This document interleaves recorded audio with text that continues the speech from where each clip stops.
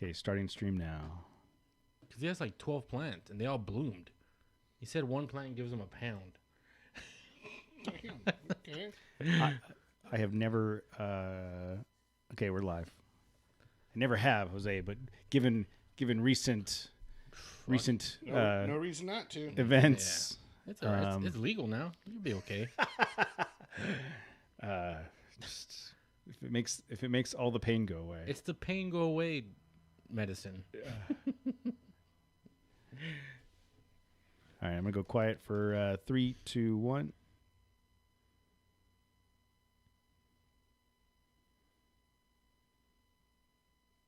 Okay. I think we should do that medicine and then do a podcast. Shit. Shit. I wonder what we'd be talking about. Oh, that would never make the air. That would never be published. There's no possible way. Oh man. Are we live? Yeah. Yeah, okay. No one's in the chat room yet. Nope. Oh. We got 4 people now. It's us. None of us are logged in. I'm not logged in. You're not? I mean, I'm logged into the live, but not to watch it, not to watch the Oh. stream. Oh, it's Mark. Mark. up, man? Mark, did you sign up for the Kessel Run? There's a Mark with a F-250 Super Duty, and we agreed that the last name that was on the form didn't not, match who we thought you were. Okay, so that Yeah, is you. That is you. Wow. I never would have guessed that. Do you have access to your Aunt Daisy? I need to. Oh, God. Even a current 2020. Even 2020, Aunt Daisy 2020, still good. Still good. Yeah, he means it. Yeah. Yeah, I would have known. What would you thought Mark's last name was? Hassenpfeffer? Something like Van, Van Dusen? Yes. Van Schnockenberg. Is that cultural appropriation? It's cultural something. We're in trouble. What's up, Scott?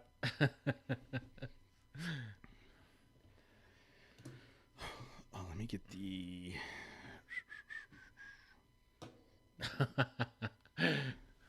That's funny. Yeah, dude. Good thing I wasn't talking shit about you in Spanish.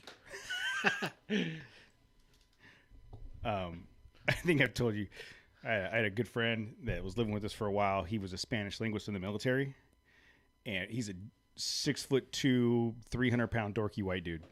And we were at this hole-in-the-wall taco place we go to all the time. We used to go to all the time. And as we go in there, Dave, Tammy, and I, these guys are all talking in the back. Dave's just cracking up. When we leave, he said that all the dudes in the back were trying to figure out how old Tammy was and why she was with me.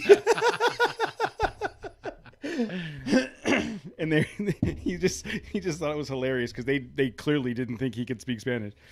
That's funny.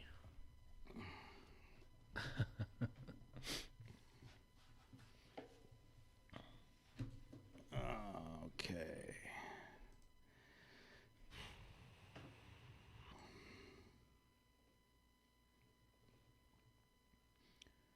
All right. We ready? Matt's shaking his head. Is that because you're watching the game? No, it's because you keep making the popping I'm noises. sorry. It's a tick. I do it all the time. I know you don't like it. I forget. It's like, and it happened to me again today. Mondays are all meetings at work. It's all conference calls. And there's this old dude. He's, I'm not going to say what company. Oh, my God. No. He hacks up like he's got to smoke 2 packs a day. Just,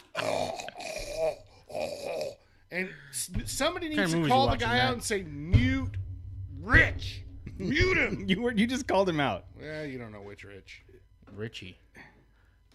It drives me nuts. And then same thing, like people crunching on ice or whatever it is. Like because especially today, I had to put my good headphones on. I left my like little cheapy headphones at work, and you can hear like every single thing. Like somebody picks up a cup of water or something, you can hear the ice jiggling around. I don't know, just it's like that ASMR thing. Yeah. You know. Ooh, I freaking hate it. Was that a frickin'? Dude, I held back. So Good job. Good job. Yeah, you don't want to blow your load so early. we haven't started recording yet. I don't think. Well, we're recording. This just isn't part of the actual show yet. Or is it? Yeah. Based on last week. Clip it at the end. Okay, you guys ready? Yeah. All right. 3, 2, 1.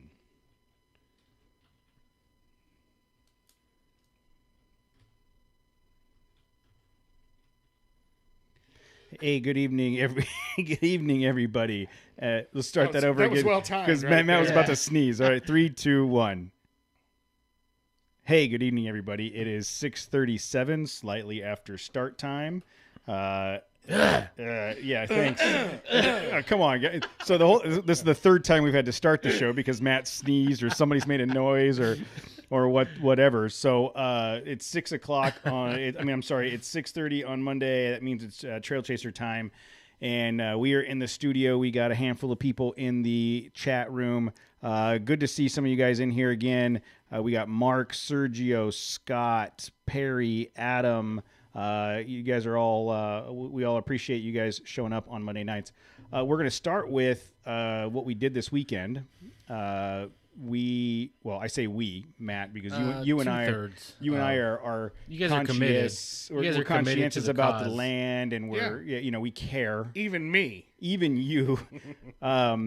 So the Johnson Valley cleanup happened this weekend, and it was coordinated by Baja Forged, LG ECTS, Icon Vehicle Dynamics, Milestar Tires, the Real Deal Revolution.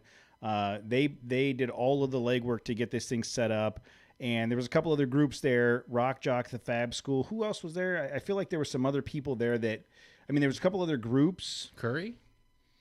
Rock Jock, not Curry. Rock Jock. Ah.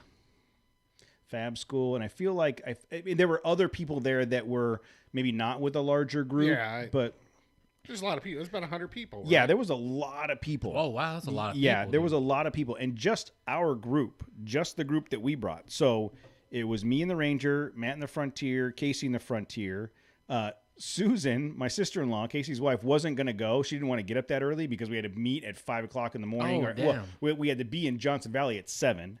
Oh, okay. And with the fires and everything going on, she was like, I don't think we should leave and let's, see what's going on. But she decided halfway through the day, to come down. So probably like 10 o'clock she showed up. No, it was earlier than that, maybe 9 o'clock. Zen was there, my nephew. Joe K and his son and daughter were there in their JK. Joey D was there in the JK. ZR2 Dave and Crystal were there from Trail Adventures TV in the Colorado. Tim Ronchetti and Monica were there in the JL. Adam Shanley showed up in his sweet Gladiator. Elam was there in his JL, and Scott was there in the Forerunner. As I was putting this together, I was like, man, we have like more Frontiers now than we need. No, we don't. And You can always use one You more. can't stop them. what can you imagine if we could get all these people with JKs and JLs to switch over to Frontiers? I honestly would expect a check at that point from Nissan. Something. Or at least a new window, right? A new rear window? Yes, exactly. Like an OE one? An OEM. Yeah, Yes. OEM. Yeah. Yes. And Scott was there with his wife and daughter. So there's 3, 4, 5, 6, 7, 8, 9, 10, 11, 12, 13, 14, 15, 16, 17, 18 people with our group.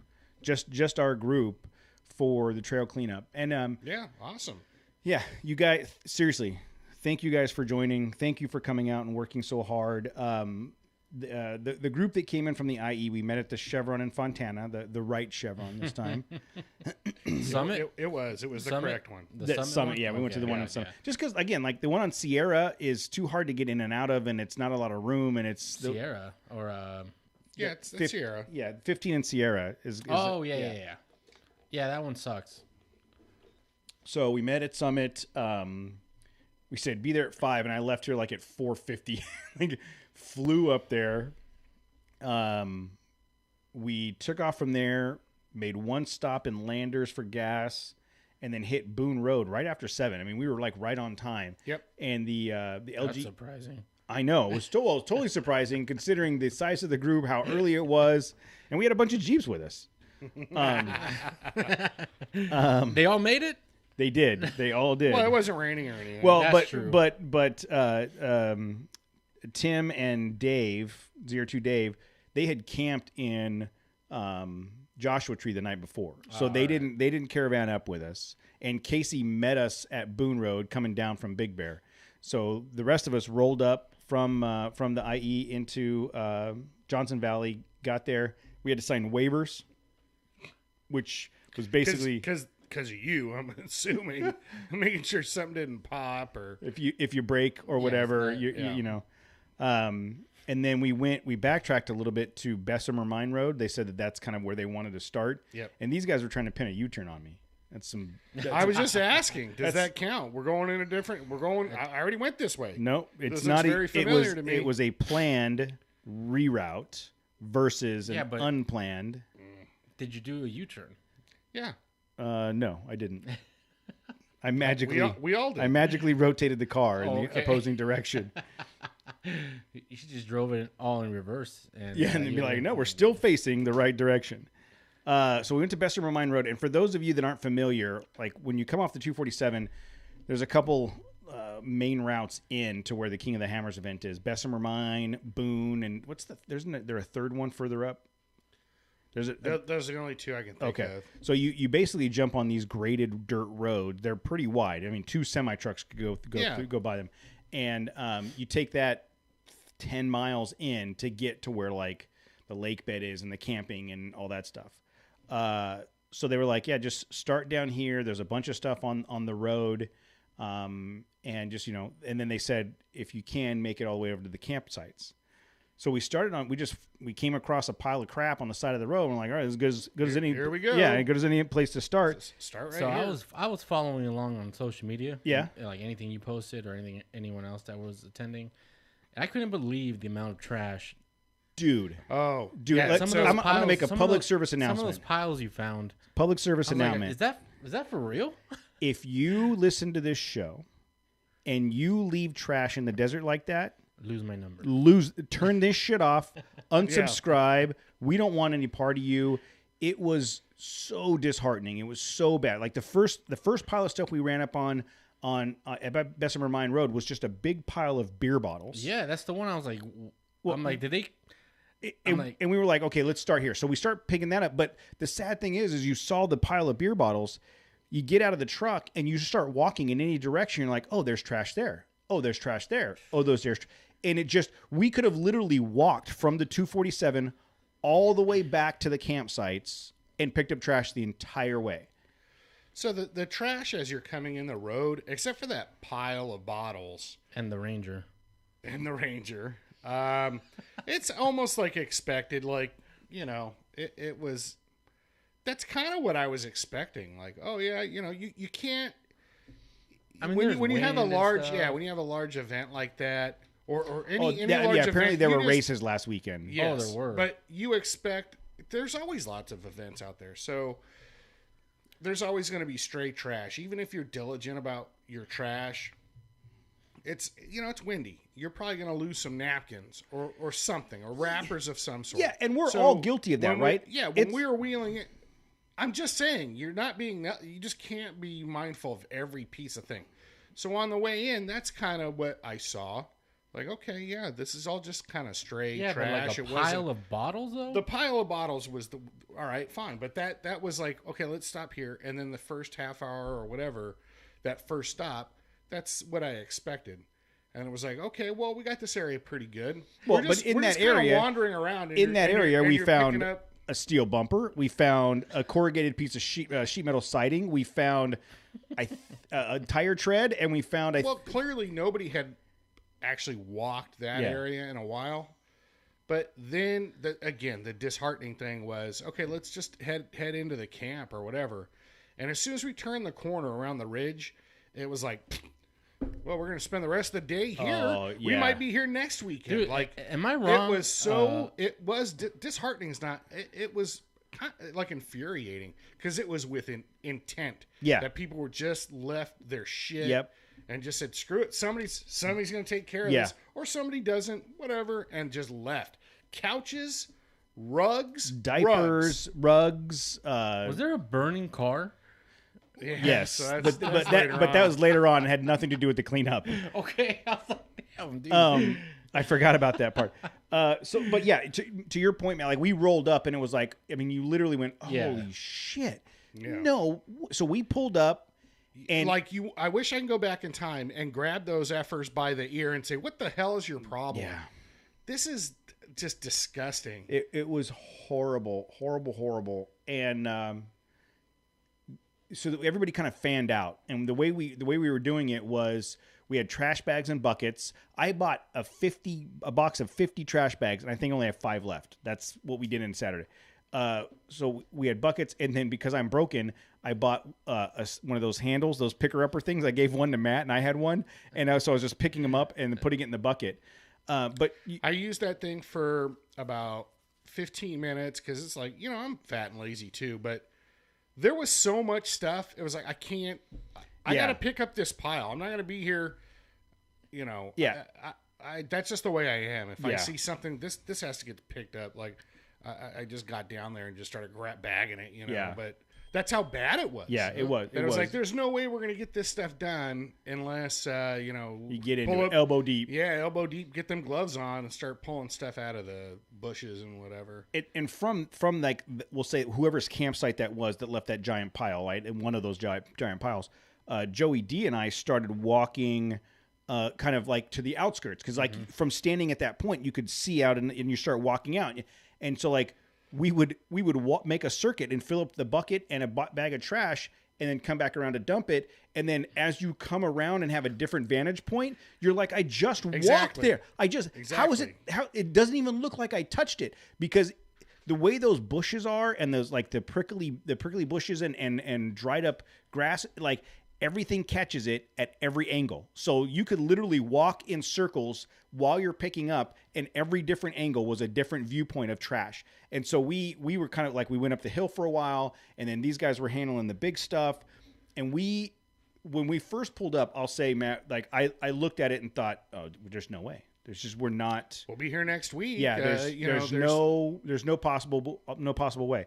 But then when the entire group fanned out and everybody just went to work, after a short period of time, you're like, wow, we really like an hour and a half. We That really fast, huh? Oh yeah, Yeah, we cleared that campsite. That one area, yeah, hour and a half or so. We had a huge difference. Like if someone were to roll up when we were done, no one would have thought that there was ever a problem there, right? Right. Which is why, and they had said, make sure you take before and after pictures. I think that's what the problem is, that there's groups that go out, and then you think like, dude, it's not even that bad. No, and they're probably like, we left all of our shit here last time and it's gone now, so Yeah, somebody that did too, it. That too.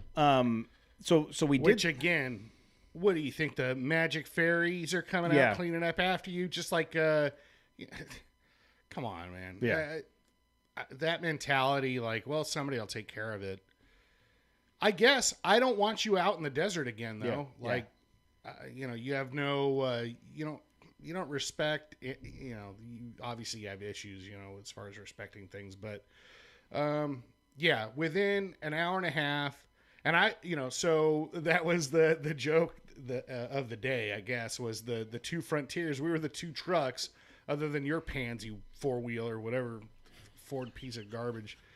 Wasn't capable of hauling trash back to the dumpster, but that's pretty much what me and Casey ended up doing, was hauling, like, we filled a 40-yard dumpster. Yeah. At least one. I don't know if They that was filled the up. same They one. filled up the one on Cougar Buttes. We filled up the one at Bessemer Mine, and there was 2 flatbeds with couches and tires and That's crazy, man. yes, Yes. So a From- 40-yard dumpster is that's a big dumpster, it's man. it's a 40-yard dumpster is a big rig trailer.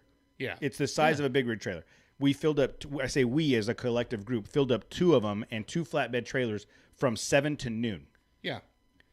So having, that was the joke was, that me and thank God somebody brought some work trucks out here to haul the trash out.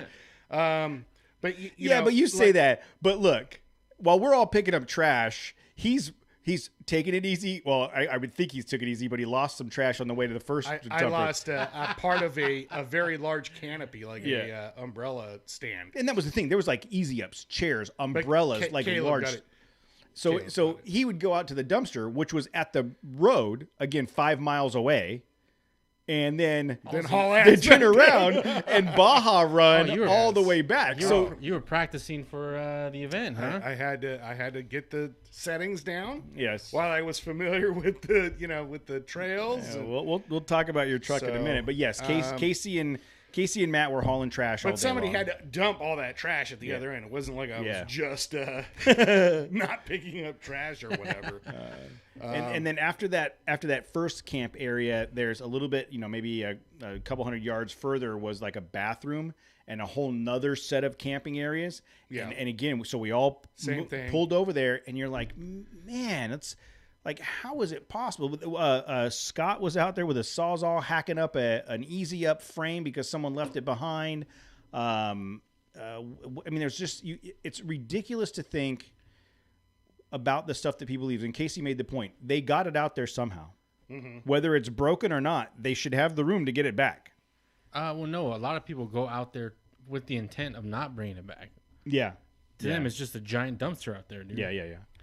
And then the one thing about that second area, it seemed like because the wind was blowing that way, it was way more spread out. Yeah. So you were walking a lot more, picking up small pieces. And at that point, we were scattered. I mean, we probably were covering a football field of area. So, it was like 11:30 was when lunch was, Starting. Milestar had ordered or had a taco guy come out, which was awesome. Yeah, kudos to Martin and Milestar Tire for Yeah. hooking us up with lunch for sure. So he comes over, hey, everybody, 10 minutes, tacos, just finish up, and whatever, we'll go back.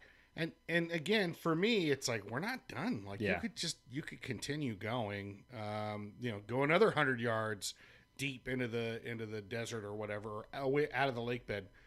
And we could be there all day, but, if you tell me that tacos are ready, I'm going to stop whatever I'm doing. I'm going to go get some tacos. And What kind of tacos you got? Lengua? no, they didn't have any tongue or cabeza, but they did have just the standard Asada, pollo, asada. carnitas. Yes, Or barbacoa. pastor. Pastor, that's what it was. Delicious. We should shout out that guy, whoever that guy Yeah, was. it was him and his super, wife. super good. I was very thankful. I said, thank you so much. This is great. And he's all, so it's worth me staying up all night cooking? Yes, sir. Thank you, sir. And Matt almost didn't get lunch because when you checked in and signed your waiver, you got a ticket, a voucher for lunch. And Matt's standing there I in almost line. started crying. Yeah, I was like paranoid. Like, he's like, like that Disney bear, like that one bear cartoon Yes. Oh, I know with the exactly. ranger. Yes. It's not Boo Boo and Yogi. It's like some other bear, but it's a Disney cartoon. he's like and paranoid. panicked, yes. Like, please, guys. I had recruited people like, hey, you're gonna make sure Matt gets tacos, right? Yeah, who's Matt? Dude, they're talking about me. Make sure I got. It was so funny. He's standing there with his hands on his hip. He's standing there with his hands on his hip, looking at me. Was I supposed to get a voucher? How come I don't have a Where's my voucher? And ticket? I'm like, I don't know what you're talking about. How come you didn't get one when you signed in? That means you don't eat. He's like, what do you mean? So fortunately, Martin. He's like, sign what? Yeah, Martin allowed him to. waivers. I signed the waivers. Martin allowed him to eat. And at lunch, we at that point, like I said, like the Fab School had a bunch of people over there. Rock Jock showed up. I was going to make a point. I'm sorry. As far as like, man, I kind of felt like, well, we're not done. Everybody, I don't, and it's not like, hey, let's get back out here after lunch or nothing. The deal was, pick up until like 11:30 or noon. But I Tacos felt put a halt to that. Real yeah. quick. Oh yeah. No, it was over after tacos and I had some beers. But you know, I still had one load left in my truck, and Casey had a load, so we had to go unload that after lunch. And that's when I saw the dumpster was completely full. Yeah. So it was like, oh okay, we're pretty much done today anyhow. Yeah, you even know? if we had gone and collected another 20 bags, that I was almost out of trash bags and the dumpster was full.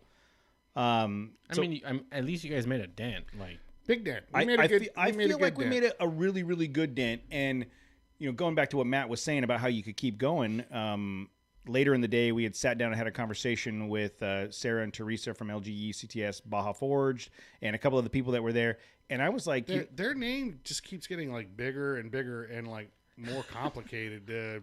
LGE, CTS, Baja Forged, California Southern Division of the Forge supporting. You need a professional NASCAR driver to be able to announce on it. It's like, I'd like to thank the Chevy, remember that DuPont guy that did the Micro Machines commercial?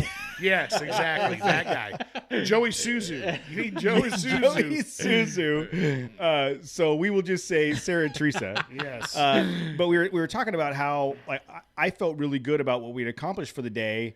And, the day was National Trail Cleanup Day. But, what's stopping us from doing this every quarter? You don't have, the good thing about trash is it's you always there. You can pick it up whenever you want. It's always there. So the difficult part would be that somebody paid for those dumpsters. And somebody paid. So, that's the thing. So coming up with the cash to do that would be. What do you think those run? Like $300-400? Yeah, $500 maybe. Yeah, 500 to 1,000 because of probably more because of, to go out there, drive out there. Yeah, because you can get for $300 bucks. I think there's a local probably dump out there, but there's not. I have a flatbed trailer, right? And hey, dude, people in Johnson Valley don't like you talking about them like that. What are you talking about? They're proud of that dump. They love it. Go on. Please continue talking about our top of the line dump. But there's nothing saying that we can't. I've got a flatbed trailer. I'm sure a couple people have flatbed trailer. Just once a quarter, go out and fill up a trailer and then take it to the dump. So it costs us $100-200. For that kind of trash at the dump. Taco guy? The taco guy. That's the problem. We gotta find a taco guy. So Matt's saying he won't do it unless there's a taco guy? No tacos, no trash. I'm just saying that's a different protest. But no, you know what? That's not a horrible idea. We could set something like that ourselves. But this isn't the first time that we've seen this. I mean, we did, I think, Pilot Rock earlier this year, and it was just a shit show. It was just really. I mean, they do that cleanup at Joshua Tree, and dude, it's always amazing how much trash they pull out of that place. I know, but we could adopt a trail. Yeah, we could do the adopt a trail, which we've talked about. What trail will we adopt? Bee Canyon. White Mountain. I mean, I've already done it. So that's before I got my 33s, baby. So adopt a trail, or just everybody.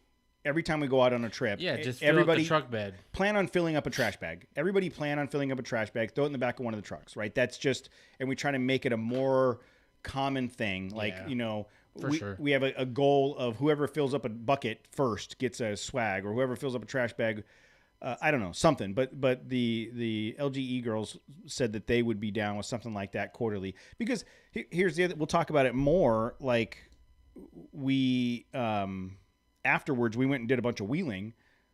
I mean, we were done by noon, and then we ate till 1:30, and then wheeled till dark. I mean, you could make it and that was with a 2-hour drive to get there. You know what I mean? That's some fun wheeling too. Yeah. We'll talk about that. So let me go back through here. We hung out with the group when we ate. Like I said, Dave, Tim, who fell off the live feed again? You did. I did? Yeah. No, my computer Matt did. It just shut down and rebooted. What? I don't know how Matt survives as a project manager. What do you want me to do? So after lunch, ZR2 Dave, Tim, and Joey D went back to Joshua Tree, and they wanted us to go with them, but it was like an hour drive to get to Joshua Tree. There you go, Matt's back. And but Casey, Susan, Elam, Martin from Milestar, Matt and I all wanted to wheel, and an hour of drive time towards Joshua Tree is an hour less of trail time. Yeah. So we decided to stay there in the area. There's plenty of stuff to explore, and fortunately, Martin from Milestar, he's like, hey, we tooled around. Matt led for a while. We went found some cool stuff just kind of out in the area, and then Martin was like, hey, I know this trail. Do you guys want to go? Sure, we're up for that. And he took us off to an area. Like he knew the route, the racing route, the Hammers route. And I knew the dunes that he was talking about. I just didn't know how to get to them. Yeah. And I'd never been over there. I'd never been over there. And this was a part of the KOH race course.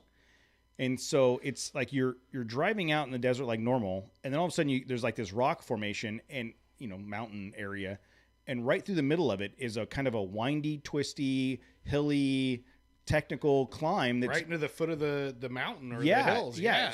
Like you wouldn't know it was there unless you drove by there. And so we went through all of that, and then it dumps you out into the sand dunes. And it was a super cool half hour.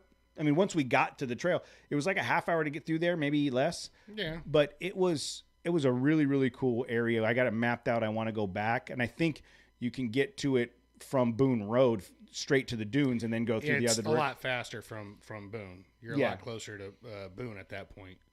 Yeah, but it was super cool. We tooled around for a while. We played in the sand dunes for a little bit. And then later in the evening, so it got to be 5 or 6 or so, Elam, Casey, Susan, and Martin all took off, and Matt and I had planned on spending the night at Johnson Valley. So we went back to the camp areas where we had cleaned up earlier, found ourselves a spot, got a little fire pit sitting there with some wood left in it, and Matt realized he didn't bring a chair, and we didn't have any firewood other than the 2 sticks that were in the thing. And so, the firewood we could have done, but it was really windy. It was the wind had picked up. Yeah, and we didn't bring tents. We were both just gonna sleep in the truck. And at one point, you went to the bathroom. Yeah, I'll be back. I'm gonna go to the bathroom. And so I think we had just found that, like, I guess this is where we're gonna camp or whatever. And I'm thinking, I wonder, because I didn't have the boys. I'm like, I wonder if Cody's like, yeah, well, I guess I'm gonna camp out with Matt tonight because he didn't have the boys. He's probably looking forward to it. And I'm like, I'm not into it that much. Like, I'll go home. And then that's pretty much what I hit you with. Like, when you got back, why exactly are we staying the night? Because I don't really have to. If you don't want to. And I was like, I don't care either. Like, whatever.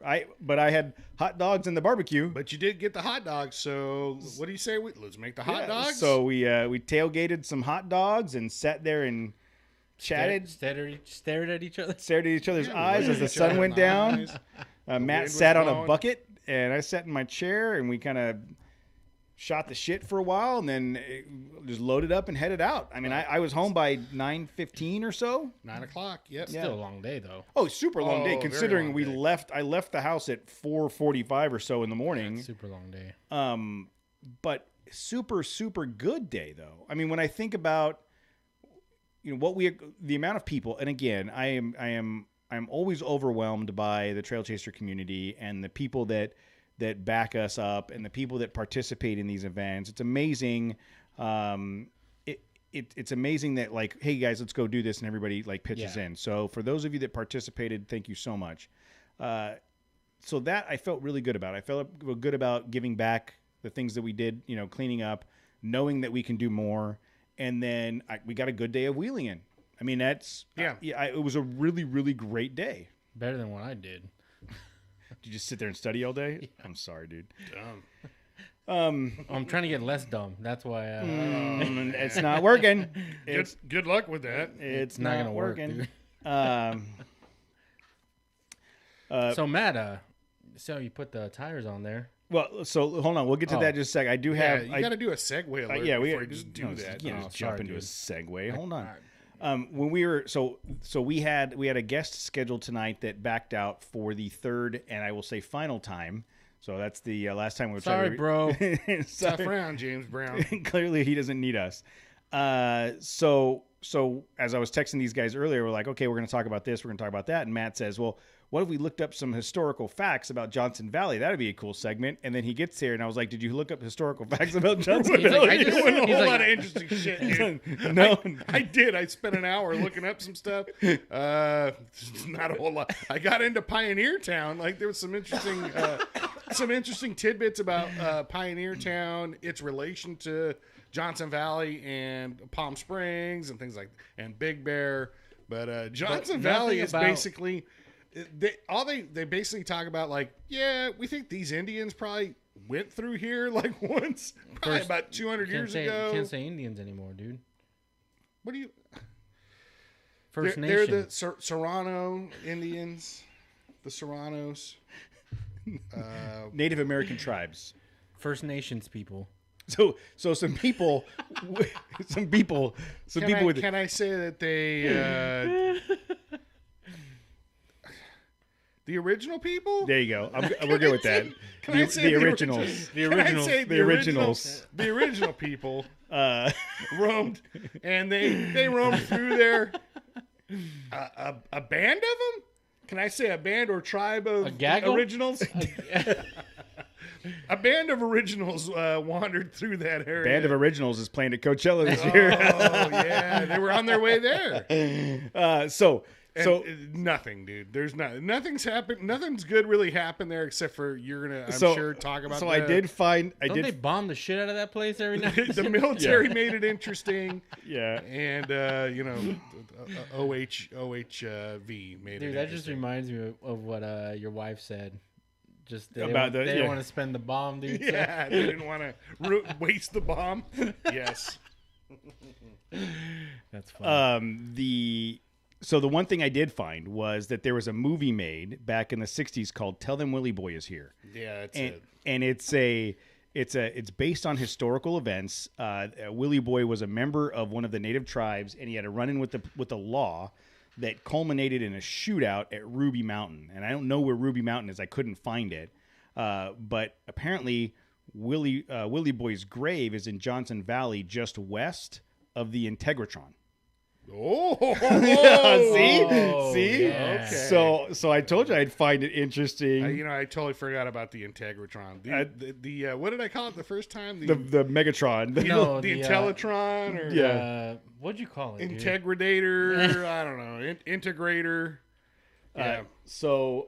If you're watching the live feed, you can see this. But so here's the Integratron, which we still have not gone to. Dude, are they even we open? Are they open? I don't. What do you? Are they open? It's not like it's a business you can go have lunch at. What are you talking about? Hours may differ due to COVID. And then apparently this is Willie Boy's grave over here someplace. But as you can see, there is a trail that gets there. So I feel like a Integratron Willie Boy expedition is What due. are we doing this weekend? Race to the grave. No? Race to the grave? I'm on a race to the grave. I think I'm winning. I'm already winning that Yeah, race. I'm pretty sure that I'm going to win that one. I think I've lapped you guys. But I thought that was cool that there's this Willie Boy grave and the Integratron out there. We could totally go out there and make it a it's a little bit further down the 247 than we usually go, but I think it would be pretty cool to go out there and Well, I think at that point you can just come up from. Actually, I take it back. It's from Landers. the 10. From the yeah, Joshua yeah, tree. yeah. Yeah, exactly. That's right. Yeah, The Joshua 10 to the tree. 62 and come up. Yeah. Exactly. But it's just outside of Landers, so we went through Landers. So anyways, that we need to put that on the list of We went through Lucerne. when we went through a town. Let's start with it Dude, now. they're all the same. Yeah. Yes. They're all the same. There was again I read a thing, Wikipedia about Pioneer Town, and that was an entire town that was built for movies back in the 40s. Cowboy movies and stuff were a big thing. But it was actually, actors actually lived there, while they were filming movies, and it was a thing, and they were super stoked because they had a bowling alley there, I guess.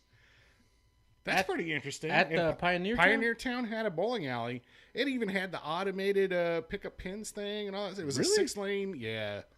But then there was a fire like in the 80s or something that wiped out half the town. So That's kind of a bummer. Four but the four of the 8 buildings are gone. Pappy and Harriet's is like a pretty big popular thing. And Pappy and Harriet's they do like large, like Billy Joel will play there. Paul go. McCartney will play there. Paul McCartney has played there. Yeah. So that was Matt's great suggestion of finding some historical information about Johnson Valley that I had to execute. That you had to You research. brought it up. Yeah, exactly. Look, I spent over an hour looking for interesting tidbits about Johnson Valley last night. And when I came in and you were like, hey, so did you find anything interesting? No. But you brought it up. So, because you found the What Willie about Boy. the Integratron? Nothing. The Integratron. We should go check out the Integratron. And Perry G suggesting that we go find the Manson hideout. That's not in Johnson Valley though. That's that's over there, like California Hills or something like that, right? no, that's like what's that? Topanga Canyon area. Yeah, exactly. Yeah. Okay. Coach is like, yeah, that. Yeah. Whatever. Yeah. And Jason's suggesting doing Rattlesnake Canyon to Pioneer Town, and Yeah, finish up that's- at Pappy and Harriet's. We did that the opposite direction though. Didn't we go from Pappy and Harriet's down through Rattlesnake Canyon the opposite direction? I don't know. I don't remember what direction it was. Of course you did. So that, I mean, all in all, I love Johnson Valley. I love wheeling out there. It is a great place to go wheeling. And Well, I know Johnson Valley from. I learned to ride my bike basically at Johnson Valley the first 2 years, and that is to go from like Boone Road to Soggy Lake or Bessemer Mine Road. Mm-hmm. It's just whooped out. Like every trail that goes between the valleys or between the lake beds. If you're on a bike, man, that is a lot of work. I mean, it's just going to kick your ass, and you're either going to learn how to ride over whoops or you're not. So. It's completely different driving it in a truck. You get to spend more time looking at the scenery around you. You're just not pinned on like the you're just not 15 trying feet to ahead. white knuckle. Yeah. Yeah, watching, looking the trail 100 yards in front of you, and that's it. But it's really there's a really cool trails. When Martin with Milestar ran us down, all of a sudden, like you said, we left first when our last load of trash, and luckily we unloaded our trucks like 10 minutes before the truck came to pick I had it to up. move my truck so the guy could pick it up. I mean, Yes. if we were 10 minutes later, we would have been stuck We'd with have two been- we'd have truckloads been- of trash. Oh damn, dude. Yes. So, but while we were doing that, we see black smoke coming up from around the other side of the mountain. I'm What like, kind of truck? what did is he have? that? Something's on fire. What kind of truck does he have? He was an LJ, a lifted LJ. Oh, okay. On 40s, I think, or 37s, but super nice. Oh, yeah. Super, super nice. But So yeah, we go back, and it's like, I bet you that's the lake bed. And sure enough, right adjacent to, where we had tacos and stuff. And sure enough, there's like a smoldering wreck out there that we... Well, from where we first started, because we came back and we kind of took, instead of taking the main road, we kind of wheeled over a couple hills, which, again, I'm going to go back to my white knuckle sliders. Thank you, white knuckle, for my sliders, because as I'm coming up, that's right. As Yeah. I'm coming up over this hill, Matt's on the radio and he's like, "Hey, dude, there's a big rock. You want to go to the right?" It's a big drop. I'm going to the right, and he's like, "Yeah, there you go." Clunk! Like I came down hard, and those sliders saved my truck. So. If you need sliders, white knuckle, 100%. But from that vantage point, you could see that there was a black fire, and there was a bunch of people out there. And we kind of thought, I wonder if it's a controlled burn. I wonder if like they had part of the cleanup. Mike, I don't You know. don't usually see like black Yeah. toxic smoke Yeah. for a controlled burn. Yeah, but so we ended up going out there, and we got out there, and it was like right on the lake bed. 100% flat, and as you pull up, there's a trailer with a smoking pile of ash in front of it. Like what was that? And some of the Icon people were there, and we're like, "What did you guys do?" And they're like, "Wasn't us." So apparently, this guy, as part of the cleanup, came out, unloaded his side by side, put his dog in the side by side, left the generator running so the air conditioner was still going, got up to the top of a hill, saw the smoke, turned around, and came back. And by the time he came back, the RV was gone. It was a Class C RV. Completely Gone. By the time it was done, Matt and I were there when the crane and flatbed went to get it, and by the time it came out, it was a 30-foot long Just by chassis, right? Yeah, by 18-inch tall, Chassis. Like dark just- charred yeah. ash. But And how weird was that? So we were also there when the fire department showed up and actually put the smoldering wreck out, like actually hosed Yeah. it down, which was probably an hour after yeah, we initially saw the smoke. So that's pretty crazy, like pretty quick response, I would think, considering it's the middle of nowhere. The 3 engines come out. At that point, we're, all hanging out. Icon came out with their... they put the easy they up. put the easy up, 30 yards away from the smoldering wreck. And then the fire department showed up, hosed everything down. And I'm sitting there thinking, man, we just spent the whole day or the whole morning cleaning up trash. And now there's just a big, giant, smoldering wreck in the middle of this lake bed. Like, how's this getting yanked out of here? And who's responsible for that? At the end of the day of our wheeling, Well, we and go at to one find point- our campsite. Hold on, before that, while we're wheeling at one point, there's a highway patrol. I think it was highway patrol in a Dodge Charger, bombing his way out to the lake bed Oh, to that's take a cool, report. dude. Yeah. Yep. Anyhow, and then while we, we're thinking about camping or whatever, a semi and a tow truck and whatever pull in, and crane. by sundown that wreck was gone. Yeah. Like, what a trip. The insurance company that was not cheap. getting No. a flatbed, No, a tow no. truck, and a crane out there. Yes. But yes, I mean, it sucks for that guy. Fortunately, he was like, look, as long as my dog wasn't in there, he's like, 'cause Yeah. there's been times where I've left the dog in there. Well, you hope he and the- has and good the- car insurance, right? And the crazy thing is, like, so we're parked 100 yards, 200 yards away from this thing. The fire engine pulls up. One of the firefighters gets out, and he just walks over to us. And he's like, was there anybody in that? And I'm like, I don't know, dude. That's not mine. And I'm thinking to myself, he probably pulls up and realizes that if there was somebody in that, there's nothing he can do about it now at this point. Because they are gone. But I was like, not ours, dude. Go talk to this guy. And he's like, no, it was just me and my dog, and I had my dog with me. So, I guess we'll never know. yeah. Yeah. So then, anyhow, after that's when we went up on the other side of the lake bed. There was just that trail, and that's what I like about four wheeling is, well, let's go check that out. And Yeah. it's just a ridge line, go up this hill. Got about halfway up that, or just past where the lake bed was out of sight, and you're like over a hill, and then oh wow, there's another really cool trail, Yep. and then go hit that thing. Found some like cool rocks that we climbed through, really technical, tight. Like I don't know if we can make it. Yeah, But, we'll follow you. but my truck's like super dope now, so So- I'm not worried about me. Woot, woot, woot. Segway alert. Woot, woot, Two woot. jumps. So, with that said, before we talked about it last week a little bit, Matt had his wheels and tires sitting in the back of his truck. I broke my rear glass. Broke the loading 'em glass. up, blah, blah, blah. So Matt came over. What was that? Wednesday? yeah, I think it was Wednesday or Thursday. So yeah, Wednesday. He's like, "You gonna be home?" This is the third time he's asked you that, yeah, by the way. it's fine. So, Hey, Ma- Jose, shut up.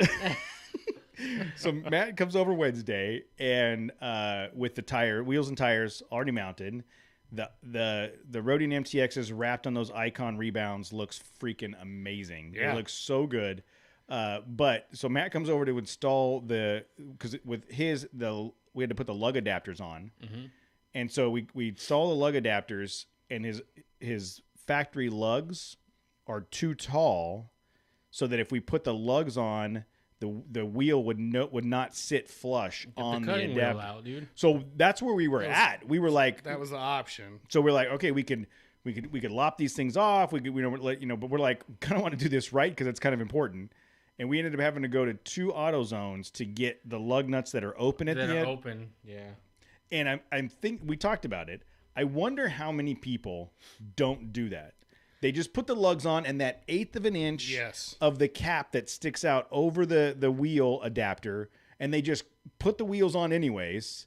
And That's true. And that's how they wiggle loose, because those caps will eventually crush, and now you've got a gap and tire flies off, right? So if you think of a hub centric adapter that's solid billet aluminum, yeah. you know, that what's the difference between that and a hub for your wheels? Yeah. Like, you know, you're still mounting that onto the wheel hub. It's still doing the same thing. You still have the lugs that have the beveled edge, you know, that are centering everything. So in my mind, it's just another set.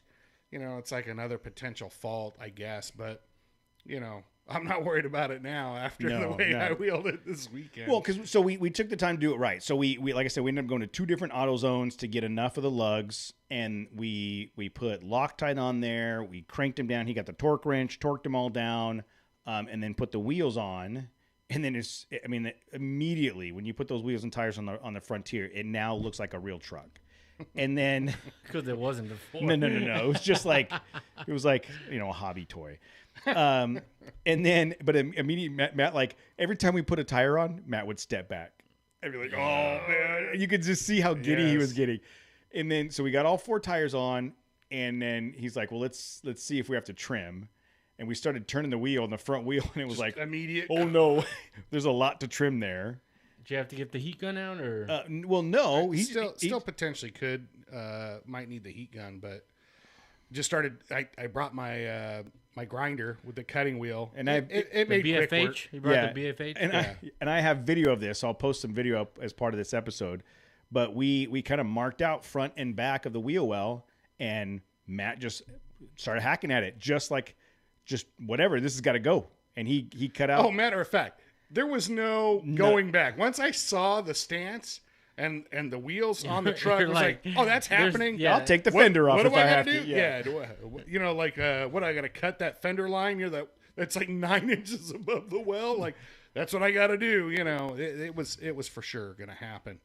And yeah, a little bit up front. I pulled the front like valance off. Yeah. You know, it's just some plastic crap. But what I found cool is that we were able to the inner well protector, rubber protector. We undid the screws and pulled that out, cut the wheel actual- well opening, the yeah. metal opening, and then we're able to push the guard, the mud guard back, and then screw it from underneath with zip screws. And like you would, if you just looked at his truck right now, you wouldn't know that it was. You'd have to really look at the cut mark to find out that it was cut. It came out really clean. He did a really good job. Yeah, thank you. I mostly just watched, to be honest. I just Well, you're busted. You're busted again. has there been a time that I haven't been busted in the last 4 years? I don't know, man. We could talk about that later. So now that you've got at this point by Wednesday, you're now fully Icon equipped, suspension, wheels, brand new set of Roadian MTXs, which is good. Because the other ones were like racing skids right in the middle. Not the whole tire. Here we go. Just the 3 inches down the middle. Why is that? Because you run them at 75 PSI. 75. it keeps going up every time. I know. For 6 weeks, I had it at 42 PSI. And now it's, I don't know, that's just how you drive at 75 PSI. It's just how you go, you effing moron. All right. God. Look, I didn't say you were an effing moron. You did. You implied it. Yeah. So, everything hooked up and So done. you're dialed in. You're 100% dialed in at this point. So let's start with the drive. How did it feel on the road? Yeah, that's what I was gonna say. The drive out. So that was the Yeah. first. You did. Yeah. You drove to I work drove and it back. to work but one day, yeah. but driving out to the desert, how did it feel? So you can definitely feel like bigger wheels. You know, there's a little, I don't want to say drift, but it's just not. It's not They float. Yeah. exactly. There's a little float now. And that's even more. Well, I haven't owned a JK or a JL, but on Jeeps that was even more pronounced because of the short wheel weight and the lack of aerodynamics.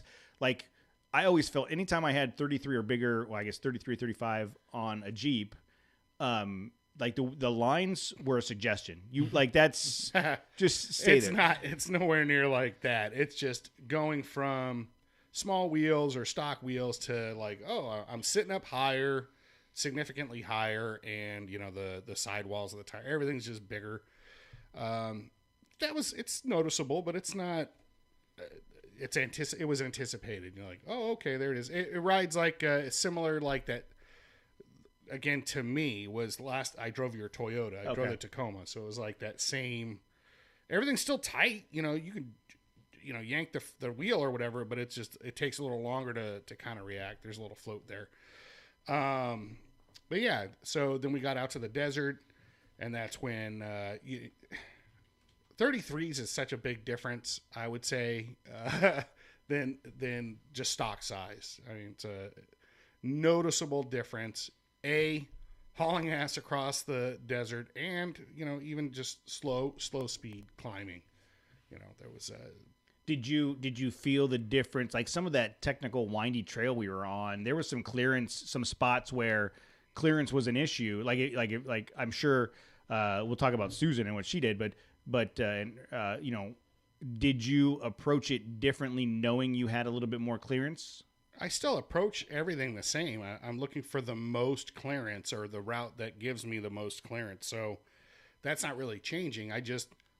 There was a couple of spots that I didn't drag on, that I was used to dragging on. And again, we're talking about dragging my frame. Yeah, that was the one thing we've talked about. Like anytime you would pitch over something, crest over something, your frame, which is, I think it's a great design. Yeah, the frame rails on that Frontier run from wheel well to wheel well about 1.5 inches below the body, and it's like they're like factory installed sliders. It's not going to protect the body panel, but I've seen you rest that frame on and slide over without a problem. That happened a couple of times this weekend. The rock that you were talking about, that the rock slider saved you, I just rode that all right over to the top. It just that's anticipated as well. And then when we got into that tight stuff with Susan, Susan climbed over. I did a little dragging there too. But. Yes, so let's take an opportunity to talk about my sister-in-law. So going back, if you guys recall, we did a trip to Clark's Grade, and she was quote not able to make it because she had to work. And the last minute she always comes in like a superhero. Yes. Last minute she got it off. And I got it off. I made it. And she took her on Clark's Grade. She took her expedition and caught us. Yeah. On a trail that all of us were like, dude, that was gnarly, and she just did it. So now that she's in an excursion, expedition. Yeah, expedition. They're the same. So like I said, she had showed up a little bit later in the day, but stayed all day to go wheeling with us. And we were going through some of these trails, and it was Martin from Milestar in a 37 inch LJ, my truck, Matt's truck, Elam on his 35s and his JK, Casey on the 33s and the Frontier, and her stock Sahara, 4-door JK Sahara, and she bombed it like the whole time. She didn't. The one thing that she couldn't do is keep up on the whoops and stuff. Like it was too bouncy. But any of those trails where there was a couple trails where like we would come up and it's blind going over, and you got to, crap. Once you crest, you got to figure out where the trail is. Every time I turned around, she was right behind us, and she did such an awesome job wheeling that Jeep. I'm super impressed. Yep. Yeah. See, like the Land Cruiser wouldn't have done well on that lake bed, like bombing. It's not made for. Well, on the lake bed's flat. Yeah, but like on the corrugated road. Eventually, you would have gotten up to 65 miles an hour. But yeah, the corrugated road, no. No, but you just can't beat the IFS on that when you're on the go fast part. The solid front axle, the both wheels are connected. Yeah, right? yeah. But on the IFS, you can just run through all that stuff, dude. Yeah, you would think. Oh yeah. Yeah. No. What's your synopsis? What's your How was the the truck's a beast. It is beastly now. So it's like having the bigger wheels. It's not as snappy. I think we talked about that. I was about to ask you. I'm like, what's the loss of power? Is it pretty dramatic or no? It's not dramatic. As far as it's just like a different shift point. It doesn't. Probably have to work the engine a little bit more. Yeah, once you get up to 20 miles an hour, it's not very noticeable at all. But the quick responsiveness. Yeah, I mean, I could spin the wheels, with the 31s on it. I don't think it's spinning the wheels. Judging by the wheels you took off, you did it more than once. Oh yeah. But when So the advantage or the cool thing about taking doing the trash runs is I got to do haul ass on the way back. And so you could take the road, like Bessemer Mine Road or whatever, or there's like 2 or 3 trails off to the left that are windy and varying levels of, I wouldn't say whoops, but where it's pretty lumpy or lots of rocks. Yeah. And so initially my first pass, was maybe I was doing 45, maybe 50, just, all right, I got these wheel adapters on, I don't know, and then cruise back into the camp area, take another load. Then the next, so it was like 4 or 5 times. Yeah. So by the fourth or fifth by the time, last time, I guarantee at 65 miles an hour most of the way through, and there was one spot that I kept hitting harder and harder every time, and I guarantee I got 4 wheels off the ground, just kind of launching out, and it's. I'm so happy the way I'm so happy right now. the way it came out. When we did the drive and ride at Jeremy McGrath's, and it was like, I can't believe you can drive like a stock or just a truck, production vehicle like this. It's insane. Do you think? Go ahead and drive it harder. You're like, are you sure? Like, I don't want to brake. Nah, go ahead, just do it. To experience that in my truck, because I wanted to do that. You were chasing that, right, the whole time? Oh yeah. Yeah, like, you wanted that. You were chasing that feeling for your truck, right? Oh yeah, and I have it. Yeah, totally have it. The wheels are a big difference. The Wheel bigger and tire, wheels, right? yeah, the wheels and tires are a big and also the tire size. Well, not only the tire size for clearance, but the volume of tire gives you that much more compression and suspension for those bumps. You know what I mean? So if you air down 31-inch tires compared to airing down 33-inch tires, the amount of volume and width of tires you have is that much more. It like pre-suspension the suspension, Yeah. There was a spot where like a whoops. I mean, I don't want to say whoops because it's just whoops. Like if you were in a truck or a car, but maybe they're a foot tall. I don't know how far apart. They're pretty close, but you'd hit them and I'd like kind of coast through them. That's one thing. You ride a dirt bike long enough, you kind of know like you don't want to hit the brakes through that area. You're going to kill yourself. But I would just coast through, and then a couple of passes later, I'm going to try and gas through this. I'm going to try and gas it. Yeah, it's like go against your nature, intuition. And then when you do it, and it's like, it's easier. Oh my God, it was like goosebumps. I couldn't believe that. Wow, this is just like a dirt bike. Yeah, am I gonna have to buy a Frontier now? Get a red one. That would be so funny. On the main, Jose, you drove my truck before. I love that little truck, man. If you drove it now, you oh wow, you shit your pants. Yeah, like it's if you. But I do that already. Me, oh my God! Right before he got here, on the main road back on Bessemer Mine, coming from the highway back to the camp. You could get up to 65 on it. Like I did. And there's a spot where you kind of come over this crest and it's really, really rocky. Like, yes. And I, to your point, the first time I came up to it, in my Tacoma, I would have been, oh crap. And I would have backed off and tried to like ease my way over it. I just kind of goosed it in the Ford and it just got up on top of those rocks and all the way across Yep. It's amazing what you can... It's counterintuitive, right? But it's amazing what you can do or how you can drive when you're no longer concerned about the vehicle. And I try to translate that to what it would be like to race an Ultra 4 car or something, where you're doing 80 miles down the desert, right? Knowing that I've got 36 inches of travel and enough horsepower to get me over anything. And should I roll, I've got a cage that's going to keep me from dying. Like... That's got to be amazing. That's got to feel amazing to be able to do that. I think Matt's right there on the cusp. Yeah, he's exactly. I think it's other than Ultra 4 or a side by side like a Razor. They have those turbo. But like the built up ones, not like the Kawasaki Teryx. No. They're like insane now. I know. They're like 150 horsepower. Yeah, the Can-Ams are pretty amazing. Yeah. That's probably about as close to Ultra 4 as you can get. And then, below that, my truck. So, Well, I am. All I know it right. took a long time, but I'm glad you are finally happy. yeah. Yeah, that's it's, awesome, like Looks I like said, I'm getting a Frontier now. I could not be happier. The truck looks amazing. Looks amazing. Like it just that the wheels sticking out just a little Yeah. bit. You know, It's like kind of haunched it up. Huge change in the stance. I mean, the profile, everything. Just yeah, it looks amazing, and you can see video of it and some pictures of it on both the Trail Chaser Instagram page and Matt's page. I just put some photos out. yeah. I did take some video. You know, like I have that little dash dash mount for my phone, and I took some video of one of the runs, and it doesn't.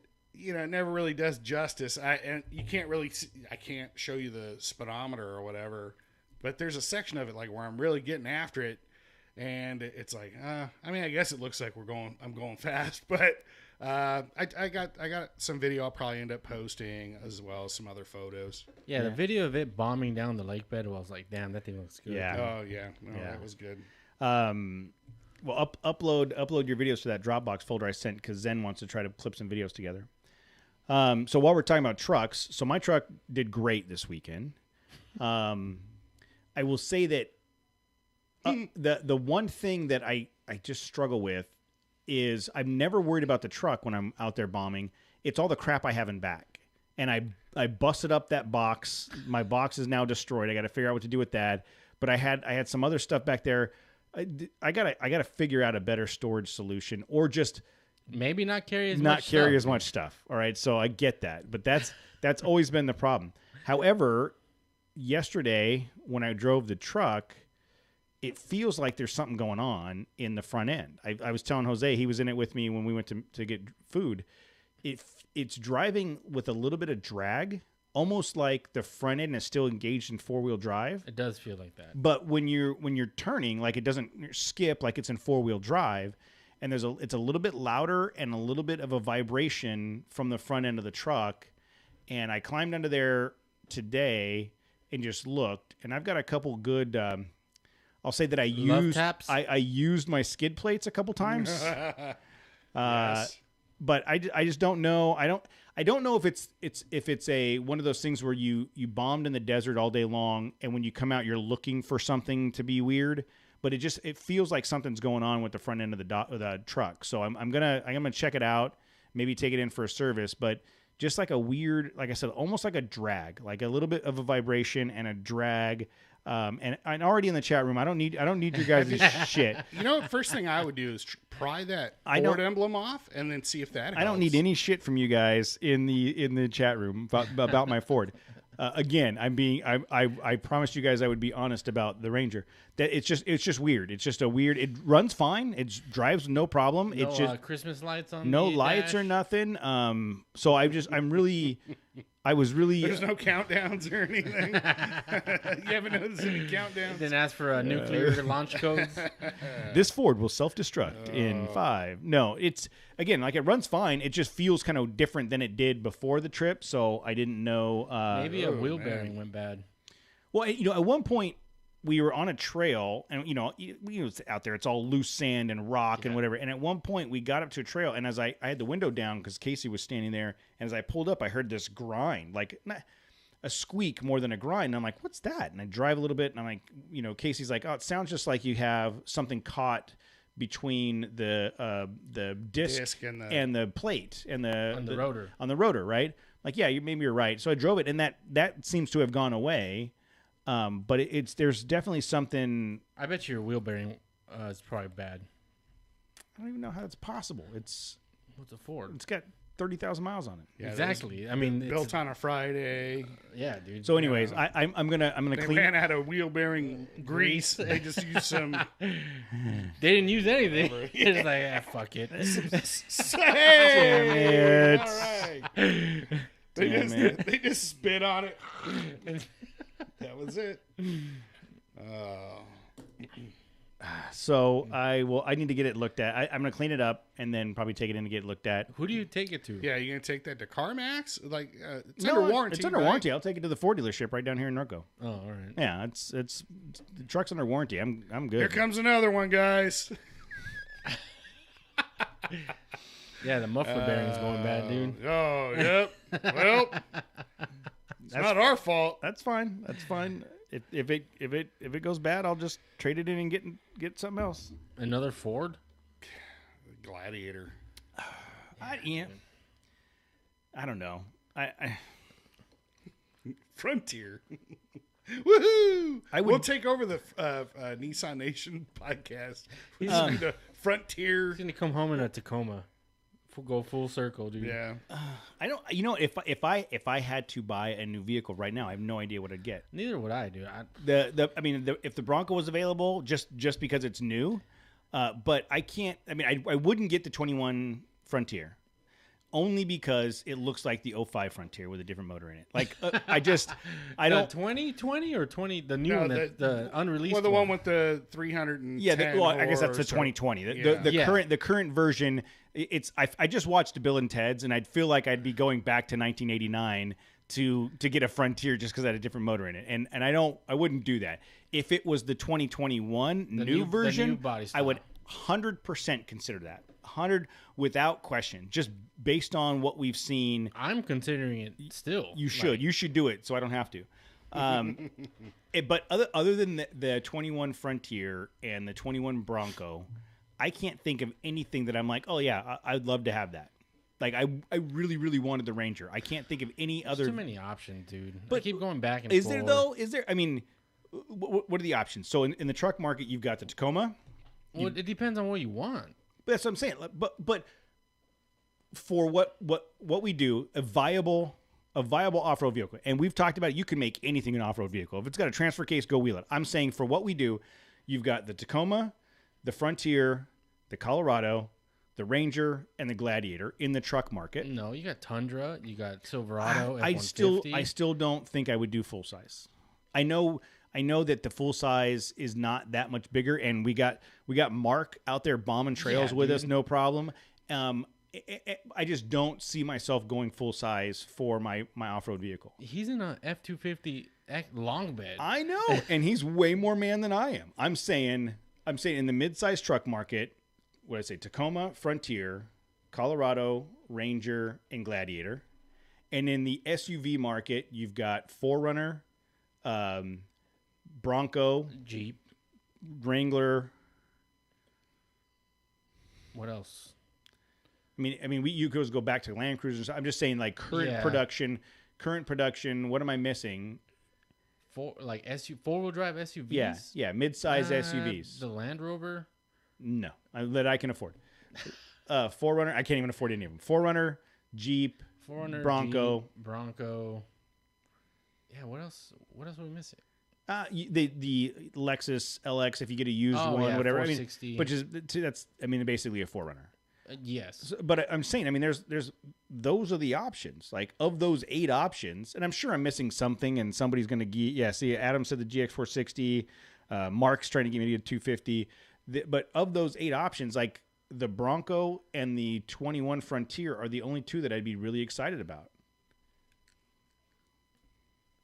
Matt. You're like, I don't give a shit. Yeah, Matt my doesn't care. truck. He's going to keep that truck till 2040. If it ain't broke, why fix it? Yeah. So, anyways, I'm sure that there's something going on with the Ranger. So with me, it's like I want a truck, and Do like you? the truck, like I've narrowed it down to like the 3 I would want to get. which is The ZR2 Colorado. Yep. The Gladiator. Yep. Or Tundra. Really, Yeah. you'd go full size. Mm-hmm. He's used to driving that land yacht he Exactly. has now. Yeah, you know. I guess. Traded in for another land. I guess it's a half an inch. The Tundra's a half an inch wider and only 4 feet longer. Yeah. My concern with the ZR2 is It's those the shocks. Yeah. Like, when ZR I was like eyeballing those, like, oh my god, that seems like a really bitchin'. Oh, they come with these bitchin' shocks, and now, with the the experience we've had with Dave. Yeah, and- ZR2 has had issues. Yeah. Luckily, they were covered under warranty, but What happens when they're not? What happens when they're not? Yeah, and it's a beautiful truck. Dave's great Dave's trucks, truck is Yeah. gorgeous and it's super capable. We talked about like brand loyalty. I don't have a lot of brand loyalty, but I don't have a lot of affection for Chevy. I've never had an affection for Chevy. I've owned 2 Chevys in my life. Yeah. The 2017 Tahoe ZR2 was beautiful. I loved that. 2007. Yes, you're right. I'm sorry, 2007. But it was a fan. I remember I spilled a soda in that one time. And you almost died. I felt like, Cody, aren't you going to help me? I need help. No, I was not. Somebody was very upset. You made that mistake. You're going to deal with the repercussions. I didn't know any better. It wasn't like somebody warned me before I jumped You in that. met her, dude. It's not like it was the first time you've met her. It was only... that was 2008. I'd only known her like a few months. It didn't take very long to figure it out. I'm Well, the that was the dumbass last that time. stayed for 11 years. That was the last time I ever owned that thing, whether I had anything to drink or not. Man, yeah, we were at the river, and her brand new. He knows. Oh, I know exactly. I can picture it in knows. my head. That's how traumatic it was. I'm sitting there like, is this really happening? I'm sorry. I'm sorry. It's a black carpet too. It's not. It's not going to show up. Woo! She would have shanked him had she had something sharp. And I thought it was. He'd have let her. He'd have been like, yeah, shank that wait, guy. I had to clean it up. I'd be like, He's dude, so that's mad. you. You deserved it. Yeah, repercussions, bro. You make mistakes. Sometimes you got to deal with it. Yeah. I guess. So, but I did like that truck. I did like that SUV. It was one of the first, like, full size sport utilities that I'd owned. That and it had great turning radius and it had great off road capabilities. Like, part of me wanted that, but it was easier to give it to her, and I didn't have to deal with it. So I was thankful that I didn't have to deal with that. But I just don't. You know, just really quick. You know what else I remember from that trip? Uh-oh. iPhones were like, that's kind of a new thing, right? We're talking 2008. So having like GPS on a phone, and I think people at the time were still getting used to like, oh my God, like having those capabilities that we all take for granted now. I think it's out of BlackBerry.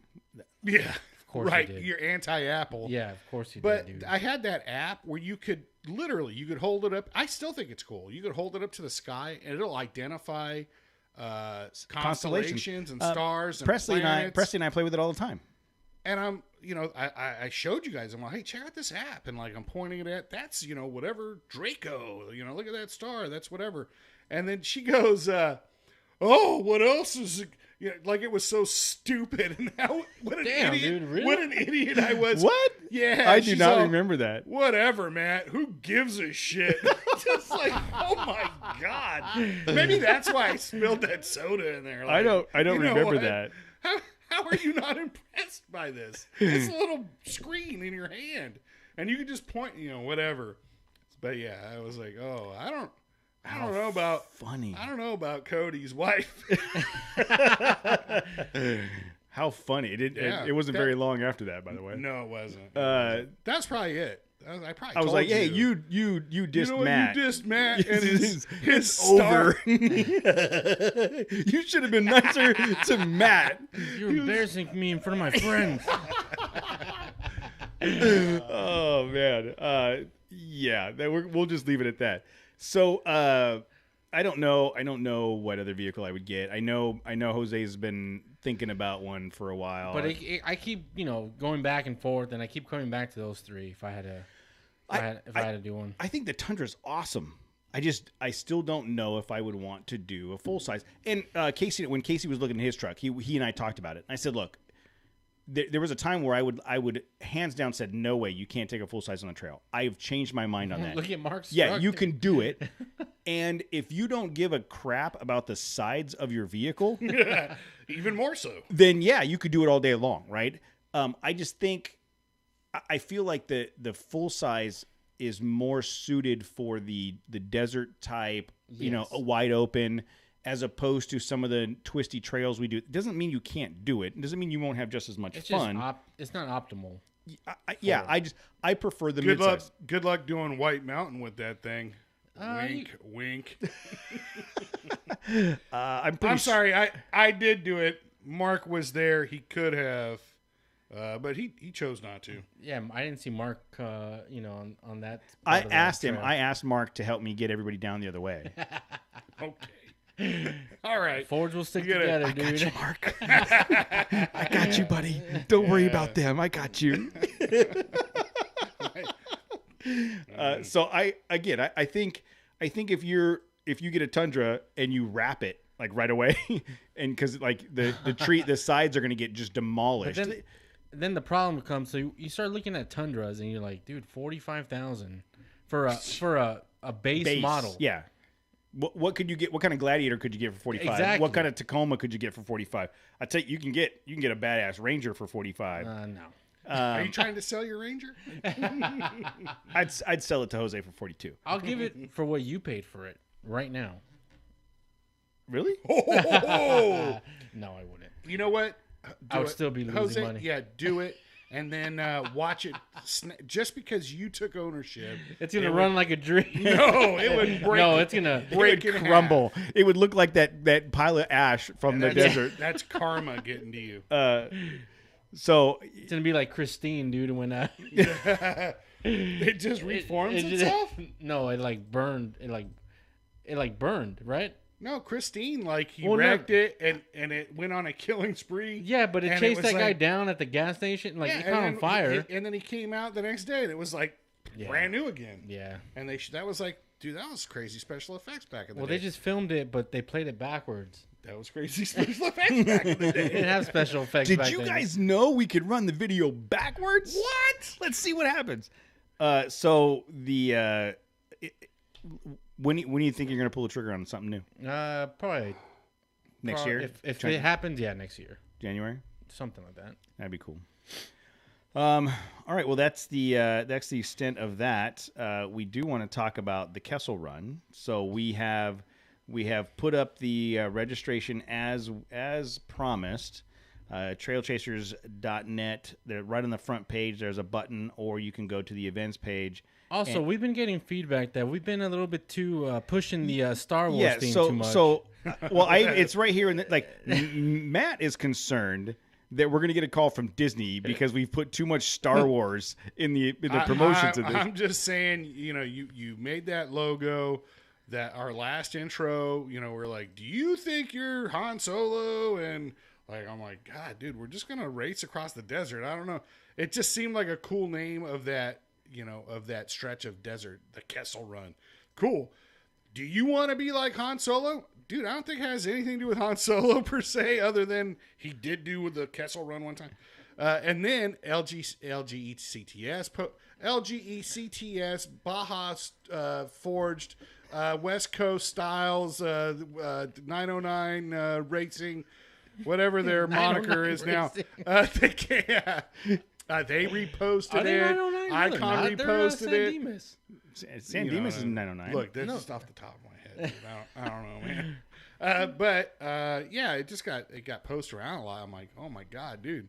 I hope Disney doesn't see that, because they're gonna go, that's actually in the long run might do us some good if Disney sued Dude, us. seriously. Like, if we hey. could get Disney to acknowledge our existence, Yes. I don't even care if it's for a lawsuit. So you want to dress up like Han and Chewie? Oh, dude, I'll just take my shirt off. Cody's I'll gonna be dress Chewie. up like Leia when she was in prisoner dude, for yeah. Jabba the Hutt. I've been working out. I think I could pull it off. No, you haven't. So I'm just saying, I get, Matt, I get what you're saying. It's a little bit Star What are Wars these heavy. guys talking about the Kessel Run? What does that even mean? Well, not everybody's nerdy like us. Yeah, but whatever. It's the So Kessel Run to the lava I'm tubes.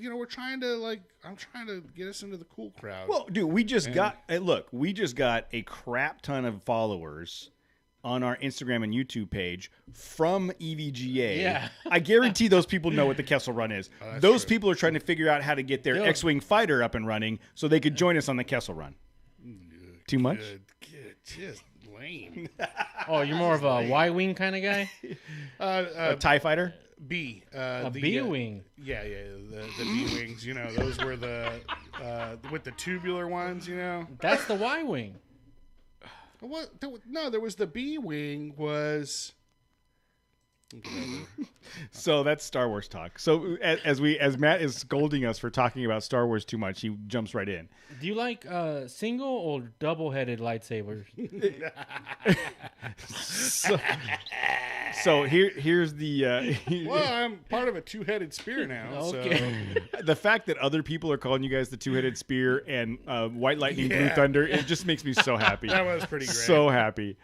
So we are doing a run in. I made that comment about nuts to butts, and then Joey, I just like, we can't go nuts to butts, and then it was just dead. Everybody was like, and then I heard Joey in the corner. Like, thank you, Joey. I'm just looking to throw nuts Cody, to you never butts. did that in your motorcycle riding days? Nuts to butts. Yeah. So there was one time. Go on. Oh my God. How'd you know he had a nuts to butts story? I knew. He's like, I didn't even have a motorcycle when the first time it happened. Were you the nuts or the butts? He's like, the first time it happened, I didn't even have a motorcycle. It was during the divorce, and I was living with my buddy in Apple That all Valley. makes Of course. sense. Yes. The math works. It's all not coming even- together now. That's easy math. I don't even need a calculator for that math. And so I had my bike, my motorcycle up there at his house, and we were gonna go for a ride. And I went to start it, was dead, and we had to jump start it. And so I was like, How did you jump start it nuts to butts? So then, hold on. So then we Can you help me? You had your leathers on? so we jump start it and ride over to the local dealership. And I was like, hey, I need a new battery. The guy's like, yeah, cool, I'll pay for it. And he's like, Did you guys just ride up here nuts to butts? There's two of you, but there's one motorcycle. I'm not even going to charge you for the battery. just get the hell out of here. we rode up in both bikes, and I went to buy a battery. And he's like, yeah, but I don't have any that are ready to go. Like, they had to take the battery, pour the acid in it, and you have to wait like 45 minutes. What? Yeah, I couldn't understand. I was like, I don't understand. He's like, yeah, What year is this? This is 2010, and he's like, yeah, you got to pour the acid in, blah blah. You got to wait like 45 minutes. And I'm like, I just need a battery. He's like, yeah, it's going to be 45 minutes to an hour. Damn it! You gotta wait for a in 2010. You had to I don't wait know. For a I didn't look. At the time, I didn't know. I don't know. Dude, your friend paid that guy to say that. So we were hungry, and I was like, well, let's go over to Applebee's. You know, the Applebee's right there off the 15 in Victorville. And unless it was right across the street, it was not going to go eat. It was not across the street. He's like, well, what are we going to do? I was like, get on the bike. He's like, no. Now, mind you, he's in the military. And a lot of people in the military at his base lived in that area. He's like, I see people on my bike all the time. I'm like, I don't care, dude.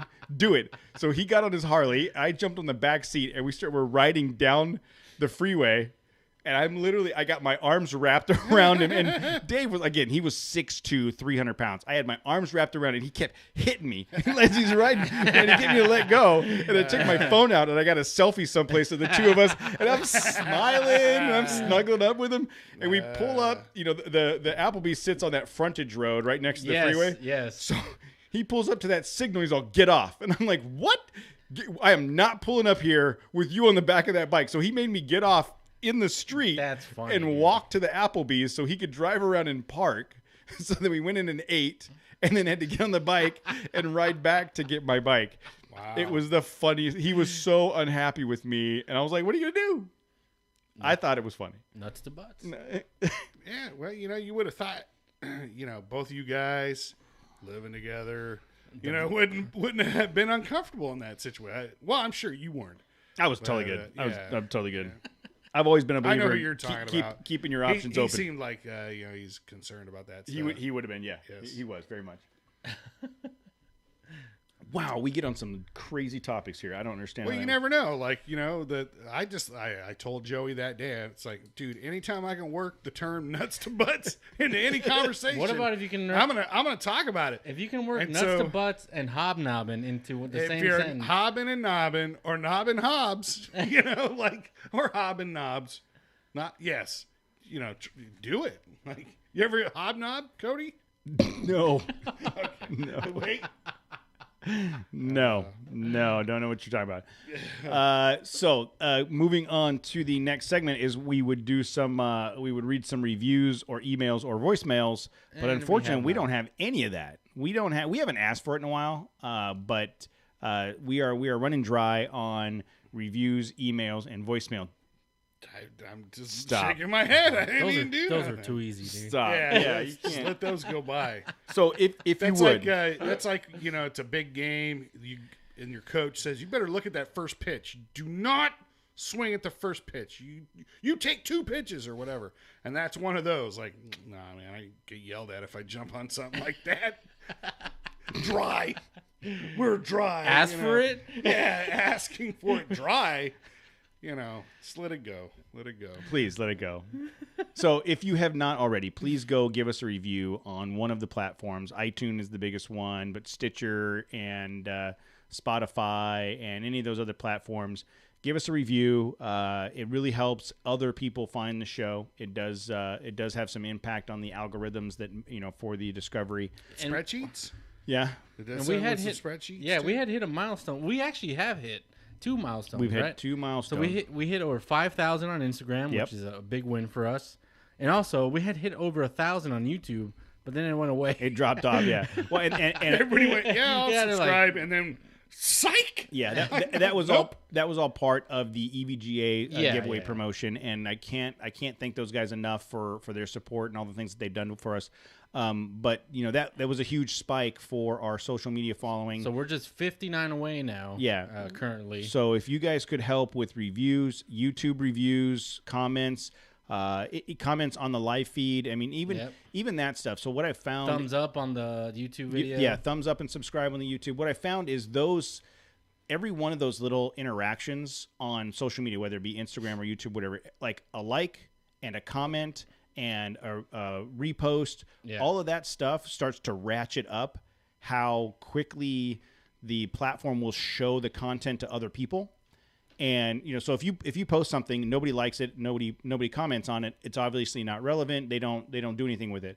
But if people like and start commenting on the Instagram posts, Yes. the system recognizes that and goes, wow, this is engaging. People are engaging, so it will move that content up in people's feeds even higher, and help get us some more promotion. Trigger words like nuts to butts. Nuts to butts. And, And Haven't asked for it in a while. and dry rubs. And ass. wait, it wasn't dry rub, was it? Was that it? No. It was- Okay. Nobody wants that. No. I But will- these are trigger words, that I will tell you. So we mentioned this out on the cleanup. I come up to one of the campsites and there's a empty soda box from Squirt, and I videoed it and I was gonna tag Squirt in the Instagram post. Do not search for Squirt on Instagram. do not. This is my warning. Hashtag Do not do any form of the word Squirt.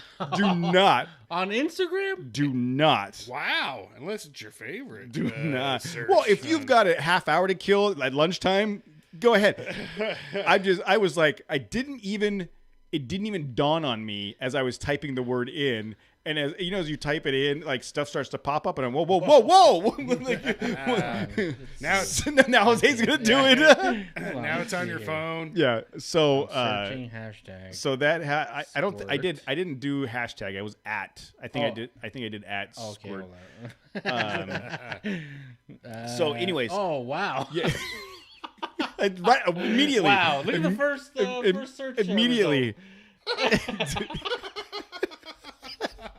So do Sounds not. about right. Yeah. Do wow. not. All right. About right. Do not. And there's a couple of you in the chat room I know are currently typing in that word. Do not do it. I will tell your wives.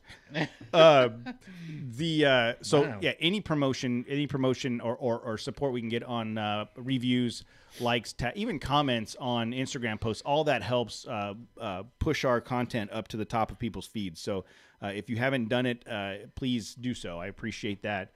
It's going to help us in the future. All right, what do we got? Oh, So we talking about the Kessel Run and what we're doing, and yeah. So we'll talk about the Kessel Run. So the plan is for everybody to register on the Trail Chaser page. We're coordinating this with LGECTS. Joe K from Foothill Safety is going to help out. Dave from Trail Adventures is going to help out. I'm sure that we've already got a bunch of the regular people registered. So the plan is to.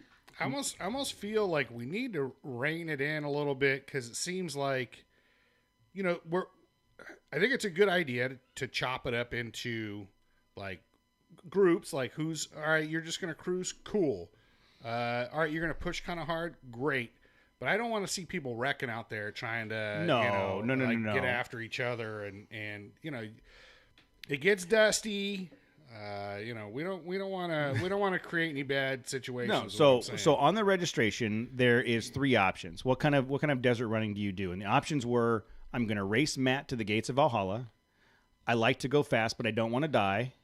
And you guys go ahead. I'll meet you there. I'll get there eventually. So only one person has said, I'm going to race Matt to the gates of Valhalla. Who was that? Elam. and I think he's got a good shot. I think he's. Let's do it. Everybody, Let's do it. Everybody else has said, I like to go fast, but I don't want to die, except for Joey D, who says, you guys go ahead. I'll be there eventually. In his monster truck, he's the guy that. But he actually ran with me that last time. Yeah. He was actually back there within eyesight. Yeah. So the plan is, part of the reason I asked that question is to gauge how people feel about the ride, right? If there was a handful of people that were like, I just want to bomb this thing, then we would have those people go off first. Yeah, it's like a 5 or 10 minute win. Like just let everybody go, and then the next group, I like to go fast, but I don't want to die. Meaning we're going to go at a good pace and get there, and then the anybody that was just like, go ahead, we'll just put them in the back and go, right? And so. I figure Matt and Casey will take the first group of people that want to die. I figure ZR2 Dave, and like Adam and those guys will help with the middle group, and then Joey D and Joe K could take the more mellow group, right? If you notice, I didn't put my name in there because. So as we talked about, I'm going in for shoulder surgery on October 1st, and I have been told by the doctor in no uncertain terms that I am not to be off-roading by that time. So I'm going to help plan everything. I'm going to go to the campsite. You're going to make tacos? I can make tacos. I could try to. Well, but you're going to make the tacos. Yeah, Dude, I couldn't even. I was making hot dogs, and he was giving me shit the whole time. But it was 4 hot dogs on a barbecue. Hold on. What'd you guys do with the broth hear water? How you made, You want to know how he made the hot dogs? He turned the grill on, threw the hot dogs right on. Like, dude, the grill, can it heat up? It was super windy. Minutes? I was worried about it. Anyways, so what's it? Go on with your logic. It was super windy. I just wanted to get the hot dogs hot. I didn't even care if they were cooked. They were whatever. See, like that's the mentality of. So do my you want plan him making your tacos? So I just wanted the tacos to get hot. One-handed tacos. The one-armed taco man. That sounds like a euphemism for something disgusting. So that one-handed taco. So as of right now, is that like a Dirty Sanchez? An upper decker. I'm gonna have to rate this one explicit. The one-handed taco. The plan for me is that I'm gonna plan the event. I'm gonna go, and I'm not sure if Presley and Tam are gonna come, but I'm gonna go to Razor Road camp area, and I'll just stay back at camp when everybody runs. I'm sure not everyone's gonna do that bomb run, dude. No, I think most everybody will go, but take it nice and easy. But I think there'll be someone, like, people just chilling. Like, maybe. There may be some people that hangs back at camp, but I just don't. There's 5 tendons in your shoulder, and 4 of mine are gone. So I don't know that I want to take the chances, once I have the surgery, of trying to hold my arms still while we're bouncing up and down through the desert. So my plan is to do that.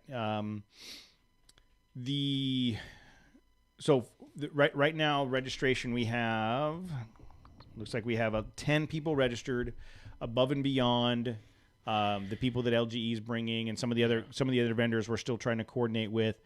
We are going to cap this. I had said 30, which I think is still doable, especially if we break up into 3 groups or 2 groups. So we might be getting close to the limit there. It's going to be registration is first come, first serve. So get out there, register right now if you want to go on this run. You can register at the homepage on trailchasers.net or trailchasers.net/events.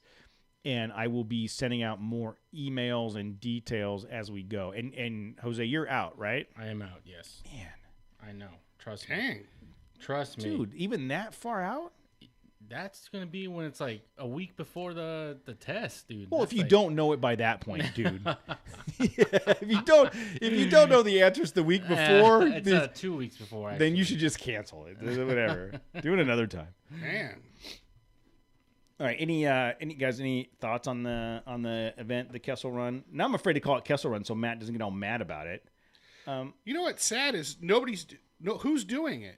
You're not doing it. Jose's not doing it. I'm just gonna go haul some ass and take names. Ditch a bunch of people. Hopefully, I'll find the lava tubes. I don't know. I'm just gonna blow through the desert really fast. Somebody's probably gonna be near me, and then probably just stop. They'll guide me you. and whoever that person is. Maybe it's Elam, and me and Elam will just be somewhere near the lava tubes. No, maybe I'll drinking beer. Like I don't know, man. I'll give you guys all the maps and coordinates and how to get there, and make sure to put in all your U-turns and whatever. It's real. I mean, literally, you go out, you shot. shoot past the Travelers Monument, and when you get to Tank 6 Corral, is that one empty corral on the corner where the mountains are. Hang a left. I mean, that's the ascent. The essentially what it is. It's not that hard. But I'll make sure you guys have all that stuff dialed in with maps and coordinates and stuff. And I'm super freaking bummed. And I actually asked the doctor if I could push the surgery back to the end of October so that I could do this, and I was warned against it. So as much as I don't want to do this, and I don't want to do this right now, I don't believe I have a choice if I want to be able to use my arm again. And what are you going to use it for anyhow? Right?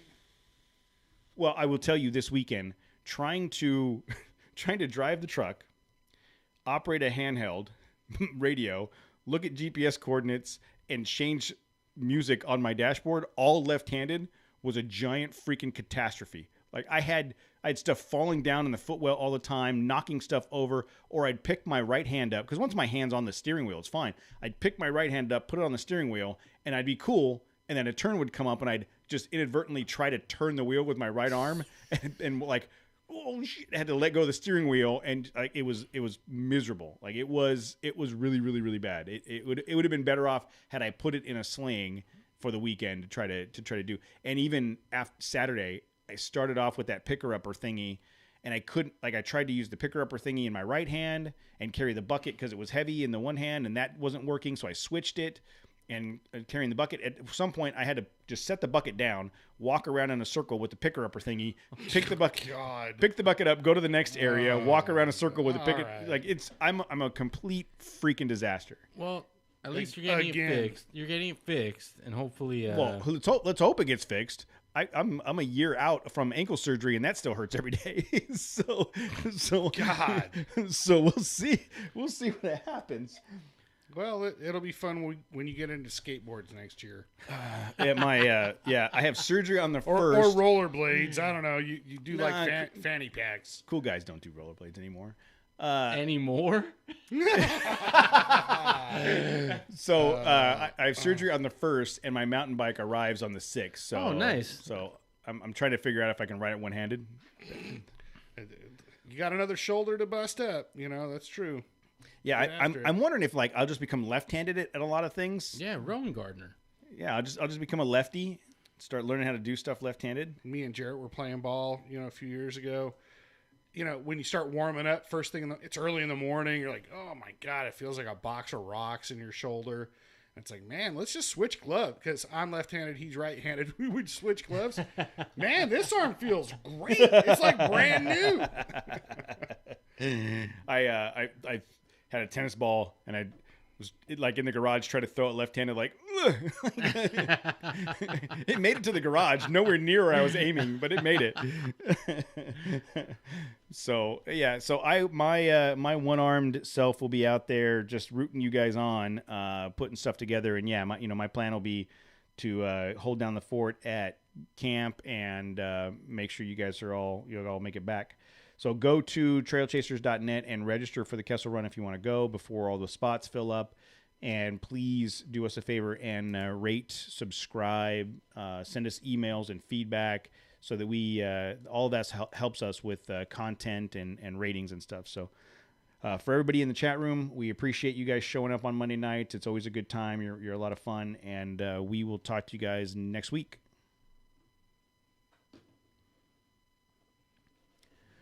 All right. So it sounds like Mark is saying you should still be able to go. You'll have 2 EMTs on the trip. Yeah, but I don't know that I know that both of you are good at what you do. I just don't know that you would take care of me just for the sake of content. Like, I could see you guys standing over me while I'm in pain, trying to figure out what would be better, to actually take care of me or watch me writhe in pain because it'd be funny. But I appreciate that. So yeah, guys, thanks for joining in the chat room. We appreciate it. We are make sure if you haven't already gone and what? His computer overloaded. Yeah. All right, I'll have to work on that this week. I was trying to watch ESPN. Were you watching the game while we were? No, it wasn't live streaming or nothing. It was just, I think, too many websites open or something. Too many things going on. Tubuku. So register for the Kessel Run, and thanks for everybody that came out this weekend. We appreciate it, and we're gonna end the live stream. You guys have a great night. We'll talk to you next time.